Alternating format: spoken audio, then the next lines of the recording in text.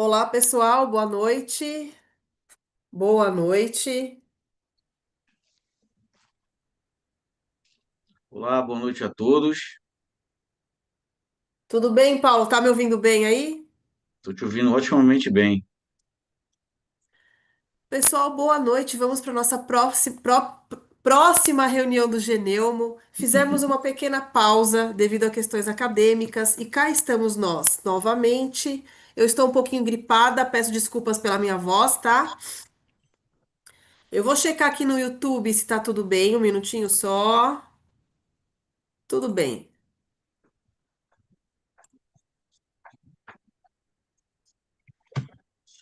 Espero que vocês estejam bem. A gente vai dar entrada hoje na nossa reunião do nosso grupo de estudos Neurociência do Movimento, na aula number 4, número 4, entrando no capítulo 2 do livro Aprendizagem e Performance Motora. Eu vou mostrar o livro aqui para vocês, para o pessoal que fala que o professor não estuda ou não tem o livro, né? No capítulo 2, eu vou aproveitar, eu falei para vocês a página, o pessoal que está com a gente em estudo.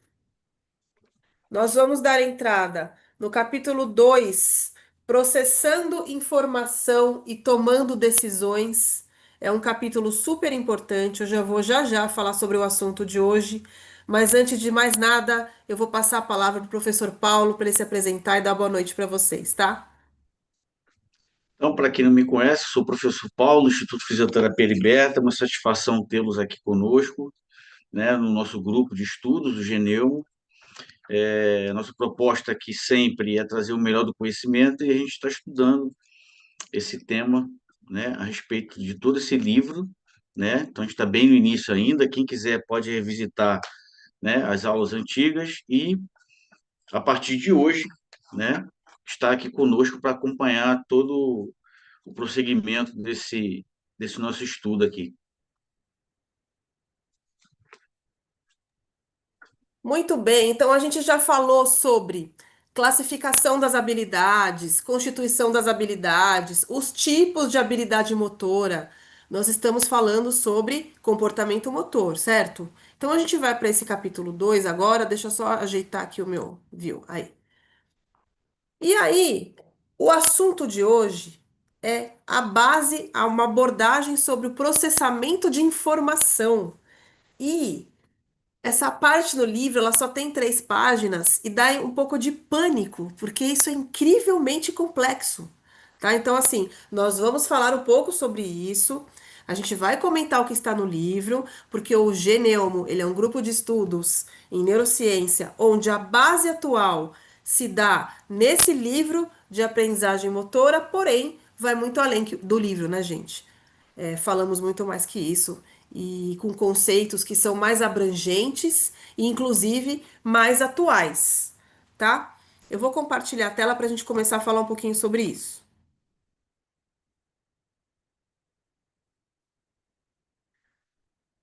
Um minutinho só, deixa eu só abrir a aula.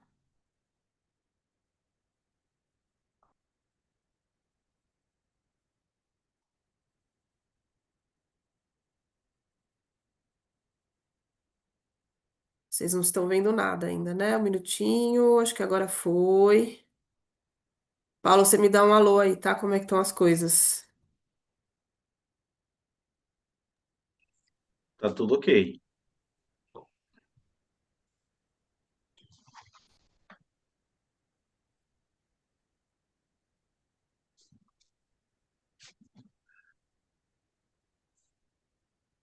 Então, vamos lá. Aproveito para fazer uns lembretes iniciais antes da aula, porque é o seguinte. De novo, toda aula nós vamos repetir isso, né? O Geneumo, ele é um ambiente educacional. Ele é um grupo de estudos, tá? Então, independente de quem está ao vivo conosco, independente de quem está no Zoom, e para quem não entendeu ainda como é que funciona, eu vou explicar brevemente qual é a diferença entre você estar no Zoom conosco ou você estar pelo YouTube. Você pode estar vendo no YouTube agora, você pode estar depois de anos vendo essa aula, e que tem conceitos importantíssimos. Se você está depois de anos vendo lá na frente, fica aí na aula. Tá? Então você vai ver qual a diferença entre estar no Zoom e estar no YouTube, por exemplo, né, que são as nossas transmissões ao vivo, como é que funciona o grupo. Então, é um ambiente educacional com um grande universo chamado Neurociência do Movimento. E aí nós estamos estudando uma obra, nós estamos estudando um livro, e a partir daí também virão outras questões, artigos, reportagens, mídia, saiu na mídia, opiniões de experts, opinião dos professores, no caso aqui, minha e do professor Paulo. Então é aquele ambiente que eu gostaria, que nós gostaríamos que fosse suave, gostoso, porque o assunto é incrivelmente denso. Não é simples, não é fácil, não é pouca coisa. Então é tudo tão amplo e tudo tão importante. Você que trabalha na área da saúde, você que trabalha com pessoas com movimento, né, em relação ao movimento das pessoas, seja qual for a atividade profissional, é tudo tão importante. Então, que seja um ambiente gostoso, light. Para quem está conosco ao vivo é uma questão, para quem vai ver depois também, que seja gostoso e que vocês aproveitem, tá? Então, reiterando, como eu comentei com vocês, as transmissões são ao vivo, pelo Zoom e pelo YouTube, quinzenalmente, às quintas-feiras, às 20 horas, claro, sujeito a alterações, tá? A gente precisou, inclusive, alterar algumas reuniões aí, porque tinha palestra, aula em outro local e eu não consegui estar em dois lugares ao mesmo tempo, tá? Mas, ok, participação gratuita. Para quem pergunta, né? Quanto é para participar? Quanto é a inscrição? Não tem valor inscrição, tá, gente? É participação gratuita. Agora, qual a diferença em quem dá a cara para bater aqui no Zoom? Quem tá com a gente? Ou quem tá no YouTube ao vivo, escondido, deitado? Né? A diferença é o certificado. Você que quer, são duas diferenças, não é só o certificado. Você que quer um certificado de participação, porque o Instituto Fisioterapia Liberta, ele fornece o certificado de participação a cada 5 reuniões. Então você coloca lá 5 reuniões às quais você esteve presente e a gente fornece esse certificado para você de horas. O pessoal que está na faculdade precisa cumprir horas complementares, né? Você estar participando ativamente dentro de um grupo de estudo com reuniões online, quinzenal, ao vivo, isso é uma atividade acadêmica, tá? Então, isso vale como certificado de horas. Então, para o certificado, é mandatório que a pessoa que está solicitando o certificado esteja conosco ao vivo pelo Zoom, tá? E que faça a inscrição através de um Google Formulário ali, um formulário do Google, que a gente sempre disponibiliza, estão em todas as nossas páginas do Instagram, canal do YouTube, e-mail, aqui na própria aula eu vou falar de novo, story, destaque, o que vocês quiserem, tem lá o link para inscrição no Geneumo, tá? Agora, a outra razão, sabe qual é? A outra razão é a oportunidade preciosa. Agora eu quero falar com os nossos alunos. Porque a gente tem os nossos alunos dos cursos livres do Instituto Fisioterapia Liberta e dos cursos de extensão. O pessoal que faz controle motor, o pessoal que faz capacitação em demência, cognição e movimento, capacitação em doença de Parkinson, capacitação em fisioterapia no futebol. Todo esse pessoal, vocês têm a oportunidade de estar com os ministrantes dos cursos ao vivo para tirar dúvidas, porque os assuntos se completam. Todos esses 5 assuntos do nosso curso de extensão, dos nossos cursos de extensão, eles estão dentro do universo da neurociência do movimento, certo? Vocês concordam? Então, os alunos têm a oportunidade, além de rever conceitos, de rever novas abordagens, né, de aprender coisas novas e de estar conosco no ambiente, de tirar suas dúvidas, de trazer caso clínico. Esse é um ambiente de oportunidade que a gente oferece. Então, para os nossos alunos, também do curso de extensão. E lembro também para o pessoal de extensão que esses materiais, né, as reuniões, elas ficam também na plataforma online juntamente às aulas. Todas as reuniões do Geneumo, tá? Dito isso, já comentei, né, sobre as 5 reuniões para falar do certificado, para solicitarem o certificado. Coloco novamente a nossa obra de referência, Aprendizagem e Performance Motora, Schmidt e Timothy Lee, dos princípios à aplicação. E aí a gente vai para processamento da informação. Vamos lá. Então, voltando um pouquinho no que a gente havia dito nas reuniões passadas, a performance habilidosa. O que que é ser habilidoso? O que que é você ter uma habilidade motora íntegra, harmônica, desenvolvida, aprimorada, de excelência? Isso envolve uma aprendizagem, isso envolve experiência prévia, treino, prática, tudo isso. Agora, nós estamos nesse capítulo 2 que começa a falar do processamento de informação, que é o seguinte: existem alguns modelos conceituais de como você chega no movimento desempenhado com sucesso. Sabe aquele check com sucesso?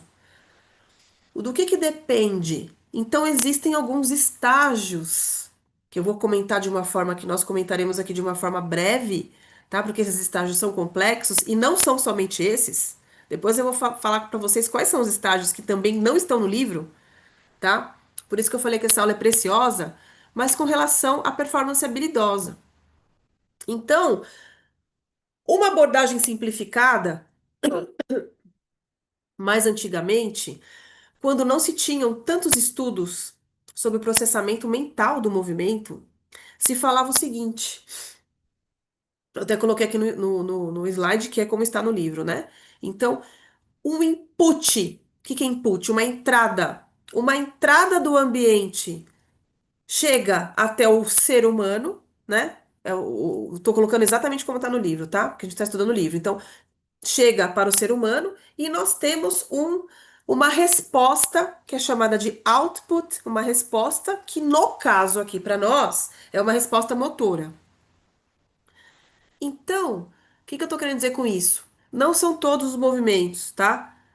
Mas grande parte dos nossos comportamentos, para você manifestar, você precisa de uma entrada do ambiente, uma entrada de algum estímulo. Alguma questão que você precisa, vou dar um exemplo, tá chovendo e você precisa correr ali para atravessar a rua, você precisa organizar, atravessar a rua na chuva.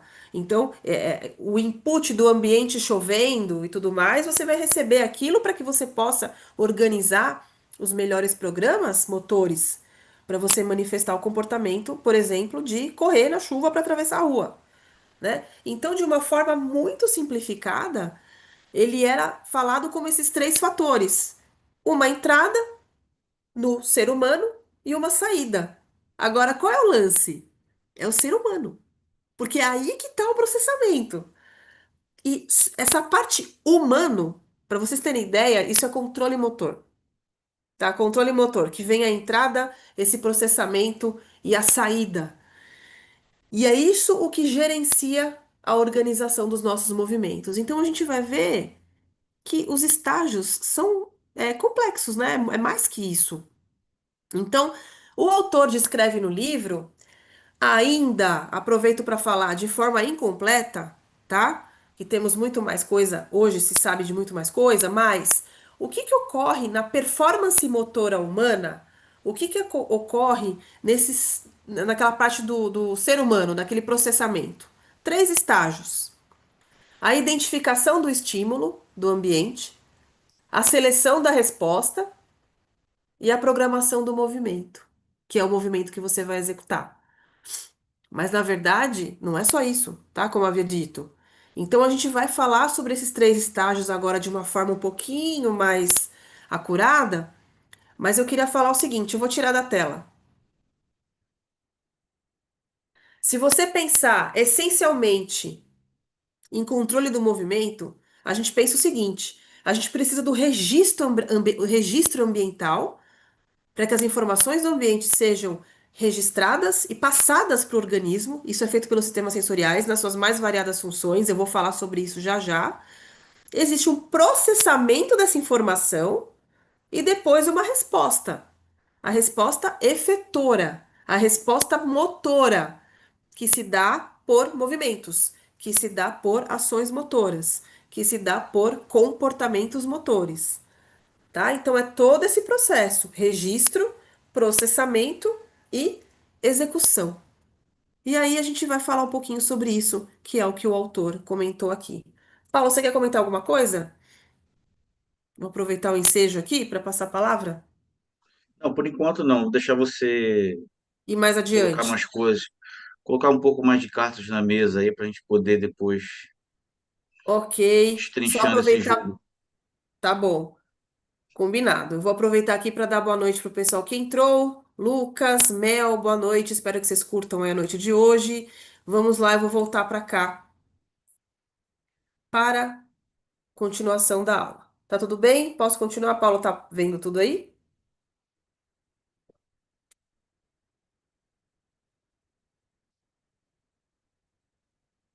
Então, primeira fase, vamos dizer assim, identificação do estímulo, que é que vocês vão ver quem está acompanhando comigo o livro, né? O que que é isso?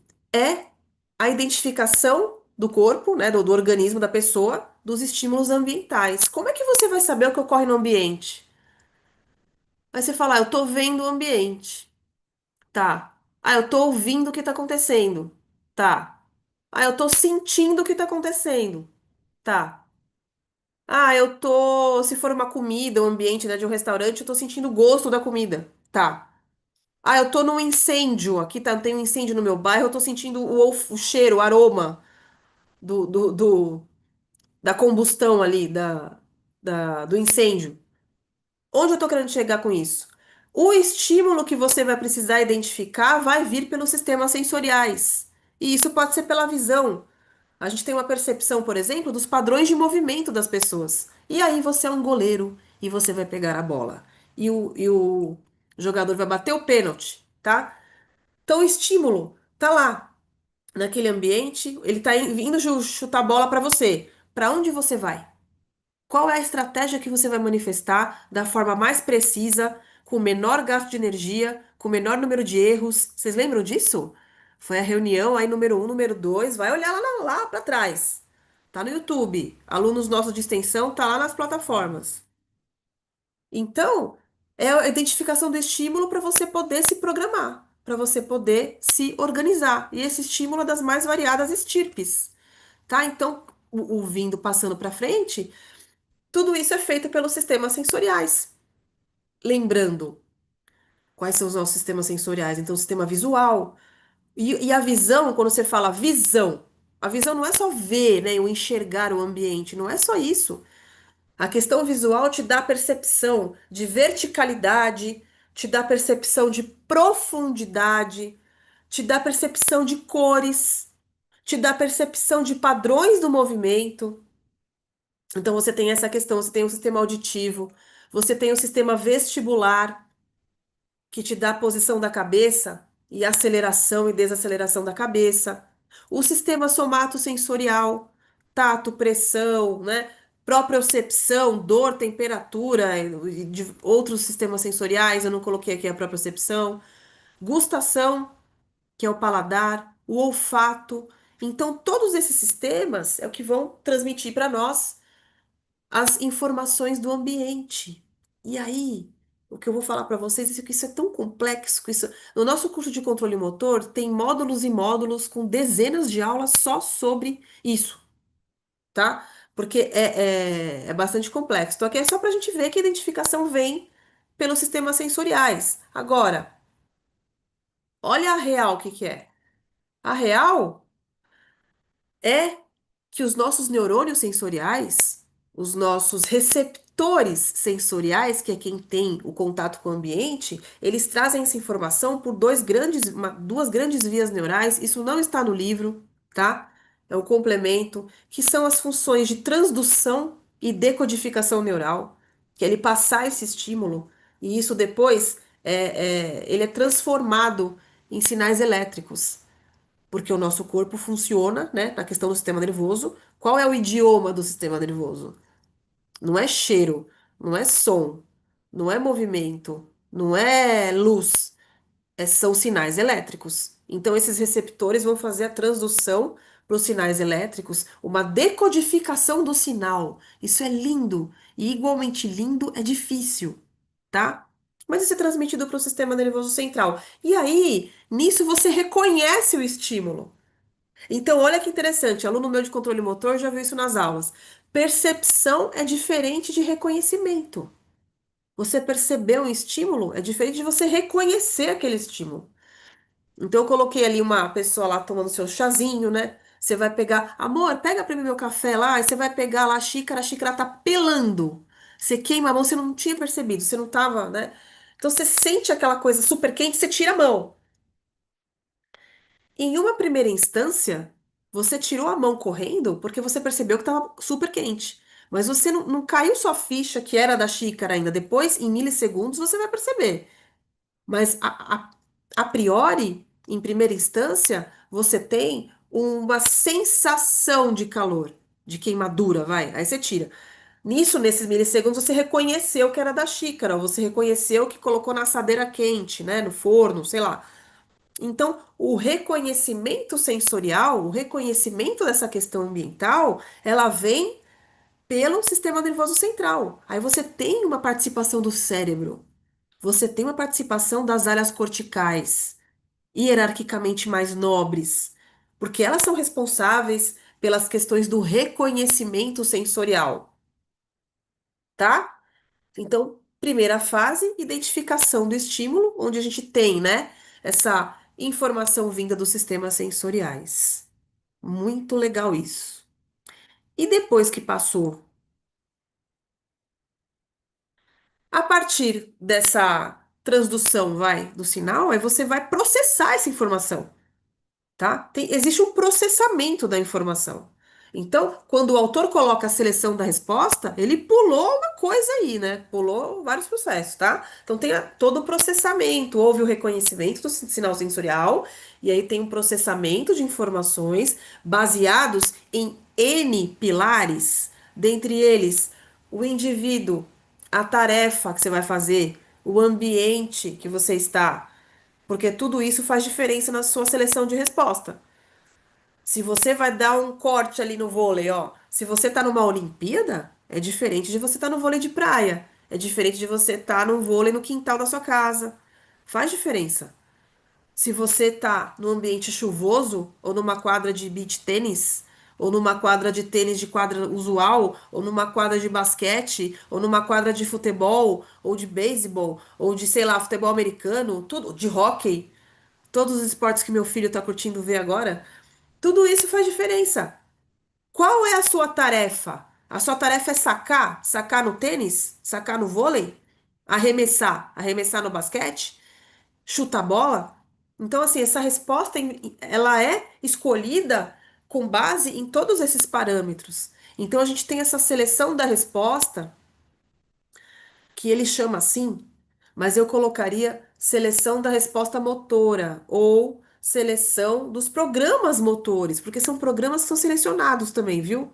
No cérebro, com base em programas que a gente já conhece muitas vezes, tá? Então a gente tem, ó, a grosso modo, identificação do estímulo, seleção da resposta, tá? Vamos mais para frente. Então, seleção dos programas motores. Lembra que eu comentei de você estar na praia? Olha o ambiente que as meninas estão. Uma coisa é você tá na Olimpíada, outra coisa você tá aí na praia tranquilona, né, ouvindo música, jogando. Qual é o programa motor que você vai usar? Os programas motores prévios, né, que já tem, já são armazenados no nosso sistema, para que a gente os use quando chega a circunstância, quando chega o momento certo. E eu quero falar um pouquinho de neuroanatomia aqui, porque eu não aguento, tá? Essas coisas são super específicas, mas vocês sabem qual é a região que principal em seleção de programa motor? Porque a gente tem as áreas corticais de planejamento motor, tá? Então, exemplo, área pré-motora é um exemplo. A área cortical de planejamento motor, mas tem um grupo de núcleos que são amigos entre si, que têm função parecida ali, que são modulatórios e regulatórios em sua maior instância do movimento humano, que são os núcleos da base. Vocês lembram? Pessoal da fisioterapia e o pessoal da neurofuncional, hein? Putamen, caudado, globo pálido externo, interno, subtalâmico, substância negra, tá? Os núcleos da base são os núcleos onde eles têm uma grande função de selecionar os programas motores adequados. E aí eu aproveito e digo o seguinte: se o paciente tem problema nos núcleos da base, tem alguma alteração nos núcleos da base, ele tem uma degeneração nos núcleos da base, por exemplo, doença de Parkinson, que não é só lá, é uma degeneração sistêmica no sistema nervoso mesmo, não é só núcleos da base, mas se eles têm essa alteração, vai ficar difícil de selecionar o programa motor. Por isso que o paciente com Parkinson hesita para começar alguma tarefa.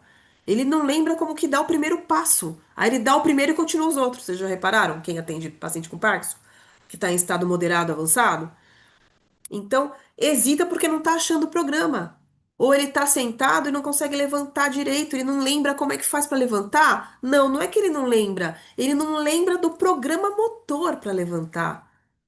E aí, quando isso a gente dá uma pista ou ajuda o paciente, ele consegue. Então, veja que interessante. O selecionar programas motores é uma questão mais nobre, em termos de complexidade, do que só seleção de resposta, tá? Então, eu tô indo mais além, a gente está destrinchando, mastigando o livro nesse grupo de estudos e nós vamos mais além, com mais detalhes aí. Posso passar, Paulo? Olha, eu queria só fazer um apontamento aqui a respeito do que você falou anteriormente, né, quanto à identificação dos estímulos e quanto isso influencia, né, no programa motor, no que vai ser adotado pela pessoa ali em a função que ela vai fazer, seja ele atleta ou não, né? Então, até mesmo esse ambiente envolvendo ambiente de pressão, né? Essas questões todas que vão, em tese, influenciar o psicológico dele, como ele vai se adaptar, se o estádio está mais cheio, está vazio, se está mais vazio, se ele está se adaptando bem ao gramado, né? Essa parte toda somada sensorial que ele vai percebendo, que ele vai tendo que desenvolver ao longo da sua carreira, logo do comecinho, lá nas divisões de base, seja o esporte qual for. Eu já tive a oportunidade de trabalhar com voleibol, a gente consegue perceber que o movimento da menina, por mais que ela repita, até ela chegar na fase adulta no vôlei, ela vai precisar cada vez mais aprimorar e treinar, praticar, viver mais experiências, né? Porque as experiências elas vão continuar e vão mudar de acordo, né, na medida que ela for praticando o esporte, que as situações são diferentes, e isso se dá justamente por causa desses estímulos diferenciados que esse atleta ou essa pessoa vai ter de acordo com a função. Até mesmo um estivador, no caso do Porto, a maneira como ele pega aquele peso lá no porto para poder levar até o navio, até o caminhão, o, o trabalhador da obra que vai carregar o carrinho ali da obra. Isso tudo vai influenciar se está tendo muito barulho, se está tendo britadeira ali, barulho. Isso tudo vai influenciar e ele vai tomar as decisões ali. Ah, agora eu vou por aqui que está menos barulho, vou por aqui que está menos movimentado. Ah, tô vindo, né? Ele tá vindo um caminhão lá cheio de coisa, vou desviar para evitar um acidente, né? É tudo disso que a gente está falando, né? Se durante no jogo de futebol tiver um tumulto lá na arquibancada e a polícia distribuir gás de pimenta para todo mundo, né? Que vai acabar, obviamente, afetando o olfato. Só para citar recentemente uma coisa curiosa, no jogo agora recente do Corinthians contra o Fluminense, o jogador do Fluminense estava enjoado durante o jogo. Comeu alguma coisa no hotel, alguma coisa, e ele estava se sentindo enjoado. E aí ele ingeriu um medicamento lá sublingual e logo em seguida, se tem a ver ou não, ele fez um gol, né? E você vê como é que as coisas mudam. Ele não estava nem tão bem no jogo, mas o fato dele ter melhorado um pouco esse jogo, já, sei lá, o desempenho dele mudou, sabe, durante a partida. Foi bem curioso isso. É só para apontar isso que como é que são estímulos diferentes, né? Se ele está enjoado, ele não está tão bem ali. Aí melhorou esse jogo, ele bombou no jogo, né? Então é bem interessante, vai de encontro com isso que a gente está falando aí. Muito bem. O que pode ter acontecido também, só o fato dele ter tomado a medicação, né? Dele estar sendo cuidado.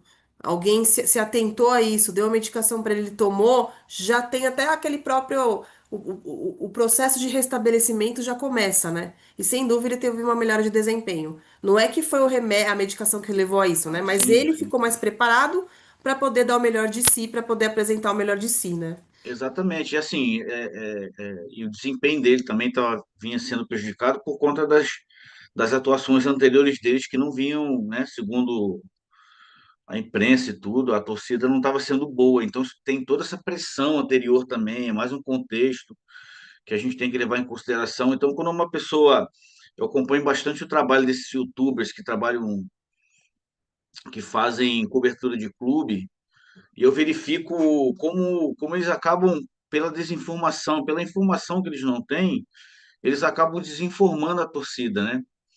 Então, assim, quando tem essa parte, na hora que ele vai dar um chute, ele deveria ter escolhido o chute mais no canto. Ele deveria, e o cara não leva em consideração o contexto, né? Esse chute era prensado, ele tinha espaço para chutar, ele tinha muitos adversários à frente. Então, quando eu era torcedor, eu era muito assim. Depois que eu passei a ser fisioterapeuta, hoje eu sou menos torcedor e mais fisioterapeuta cada dia mais, entendeu? Então, até quando o cara do meu time chuta a bola lá em cima, eu falo assim: você teve que escolher desse jeito, que foi o que deu para fazer.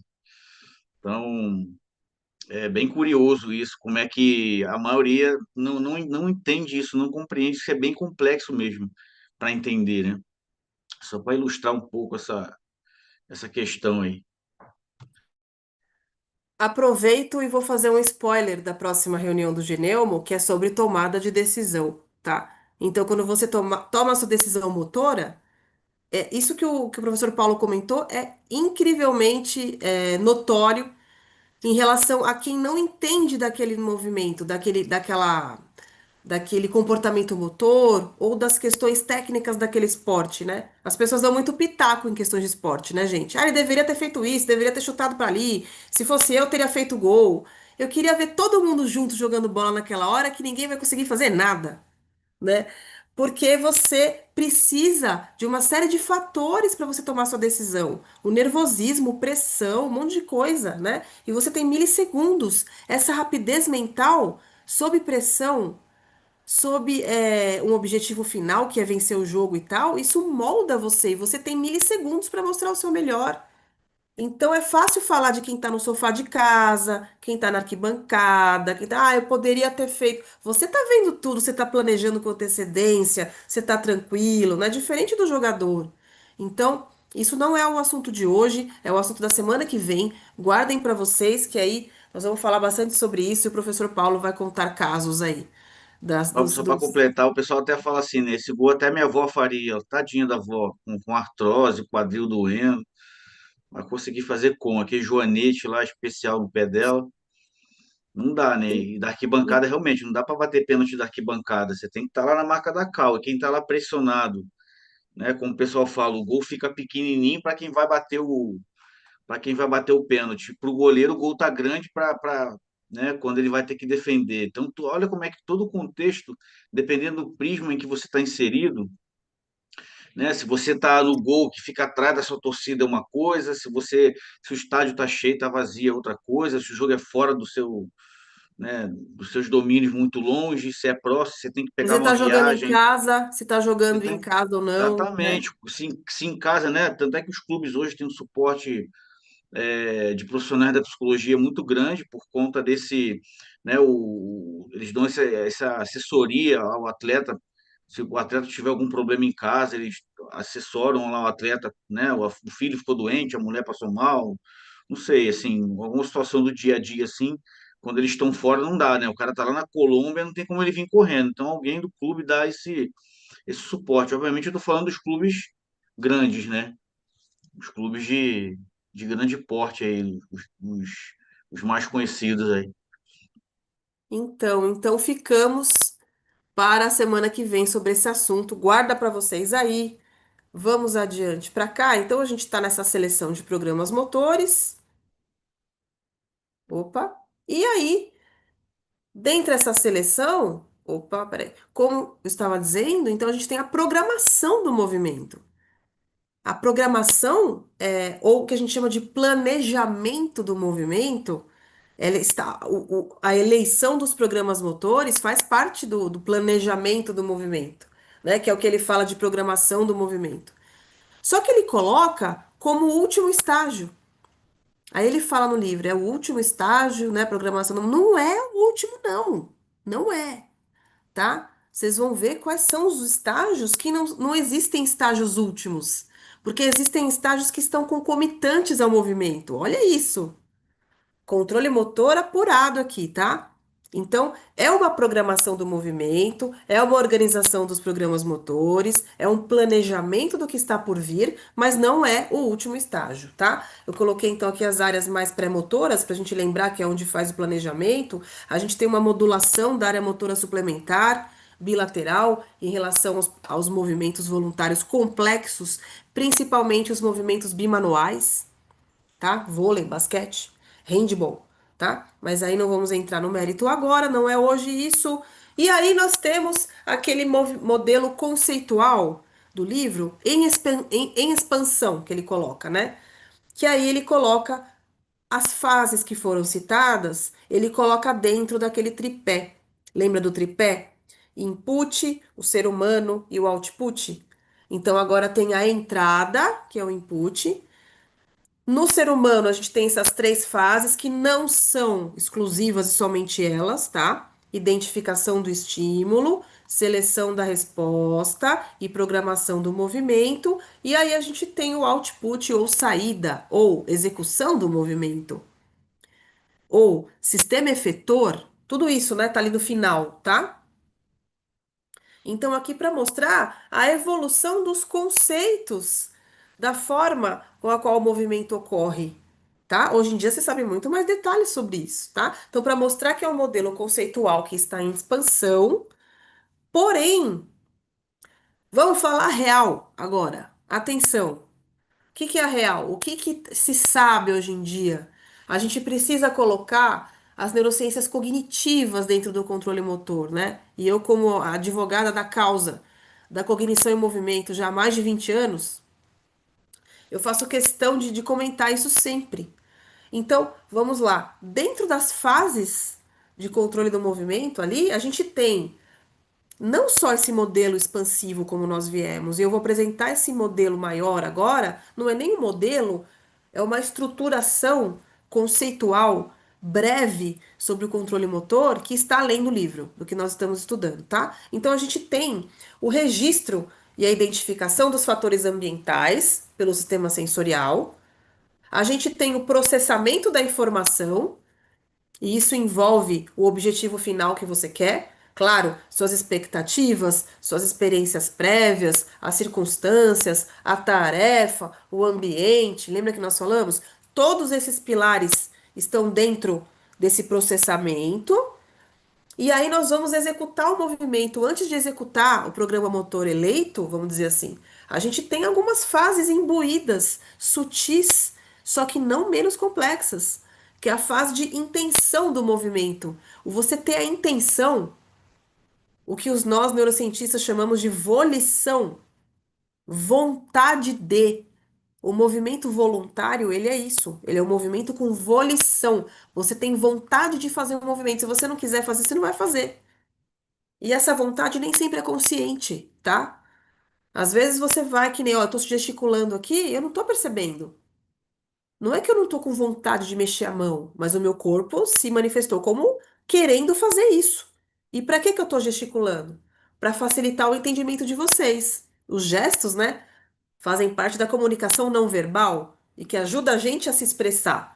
Então, contando que infelizmente nós estamos em plataforma online, eu falo infelizmente porque as aulas presenciais também são muito legais, mas tem a vantagem online da gente ter acesso a pessoas que não teriam a oportunidade de estar em São Paulo ou estar mais perto daqui para assistir a aula e tal. A gente pode acessar pessoas do Brasil afora e do mundo afora, então isso é legal. Mas, ao mesmo tempo, eu estou presa num quadradinho.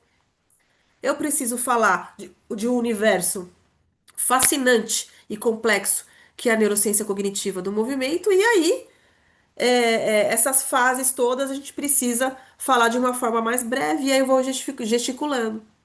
Então, veja, intenção do movimento, programação motora, nessa programação que ele colocou, aí vem o planejamento motor, seleção dos programas, seleção da resposta.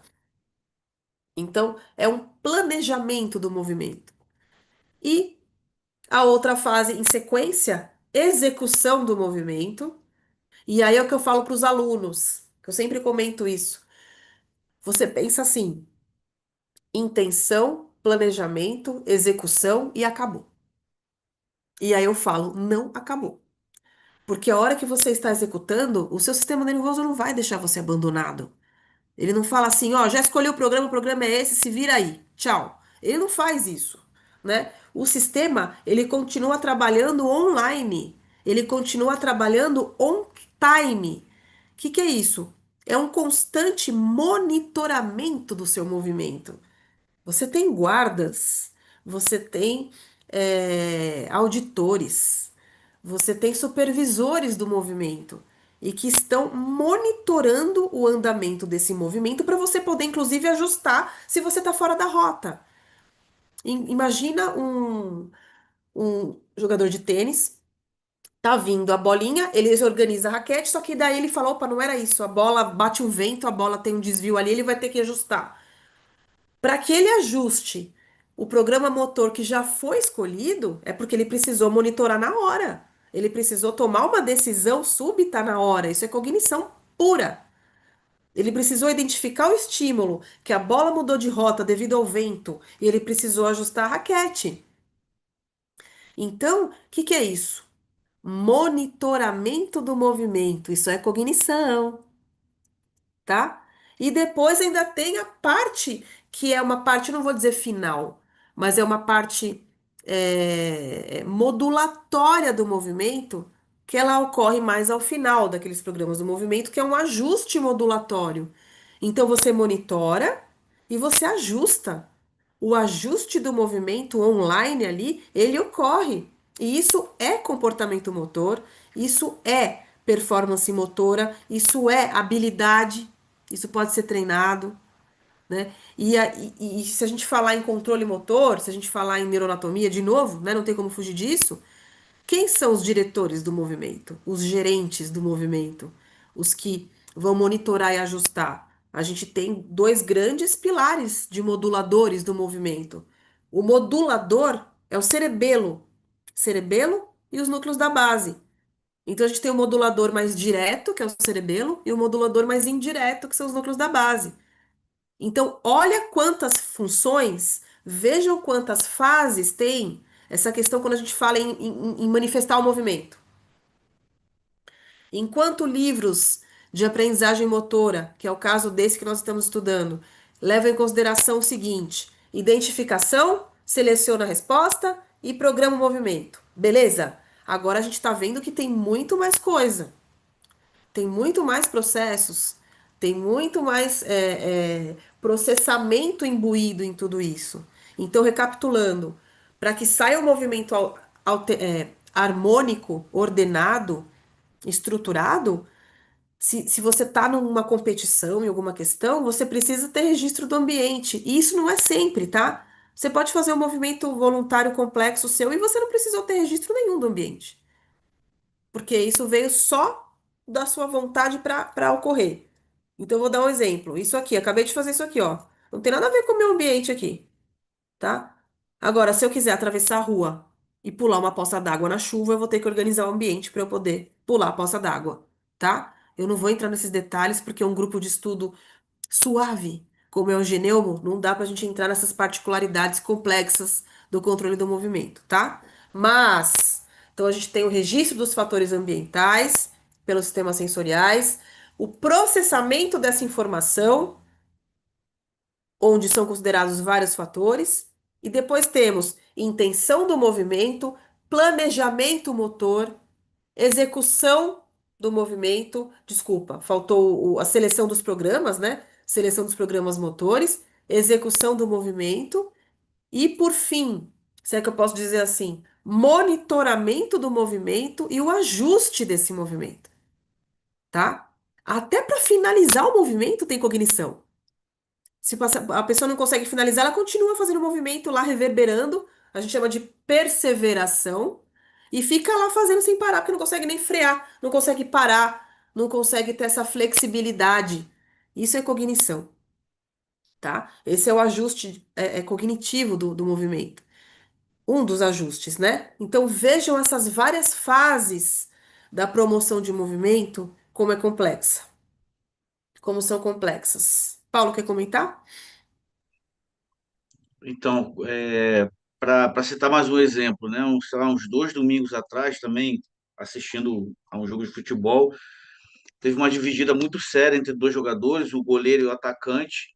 O goleiro, essa situação que a gente está descrevendo agora aqui é exatamente isso, né? Faltou a um dos jogadores, faltou esse monitoramento um pouco mais preciso, mais apurado. Por que que eu estou dizendo isso? Como era uma dividida entre um goleiro e o atacante, o goleiro ele tem aquela proteção natural dele quando ele sai para atacar a bola. O atacante não, ele veio para cima da bola, só que no último momento ele não conseguiu reduzir essa velocidade, e no meu entender, justamente por ele não conseguir monitorar bem, né, essa velocidade, essa relação da velocidade com a distância, e fez com que ele só conseguisse no máximo proteger rapidamente. Ele não conseguiu desviar do goleiro, ele não conseguiu, e olha que ele tinha tempo para isso. E ele acabou fraturando o zigomático, né? Então a gente vê que o quão é importante essa estrutura toda que a gente está falando aqui, esse entendimento todo do movimento, que vai fazer com que a gente entenda até uma lesão, né, que o atleta teve no joelho, no tornozelo, né, no quadril ali, quando sofreu uma queda e caiu com o ombro no chão, né, fazendo uma lesão no ombro ou no cotovelo. Isso facilita bastante quando a gente vai tratar, porque a gente entende o mecanismo de lesão, né? A gente vai entender a velocidade com que se deu, perceber se o atleta tem, se a gente vai precisar trabalhar todos esses aspectos na recuperação dele. Olha como é importante, né?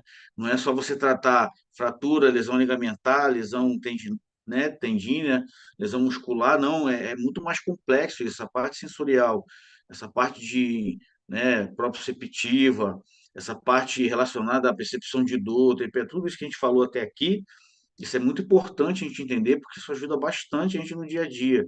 Isso coloca a gente a mais à frente, num patamar de oferta de tratamento para o atleta, ou uma pessoa que trabalha como motorista, que sofreu um acidente, ou sofreu uma queda durante alguma atividade que ela está fazendo. Isso tudo facilita a gente. A gente vai conseguir trazer esse conhecimento para essas pessoas, para a gente trabalhar e facilitar e agilizar o tratamento dela.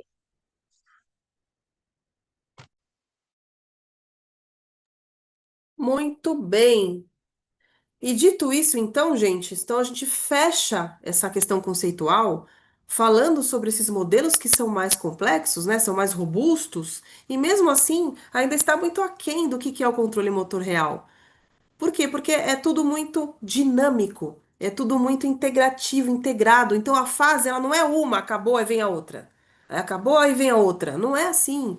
Esses ajustes, eles ocorrem online. Você percebe o ambiente, já está olhando, já está escolhendo qual é o movimento, aí você manifesta o movimento, já está ajustando, aí muda o ambiente. É uma coisa que é assim, dinâmica, né?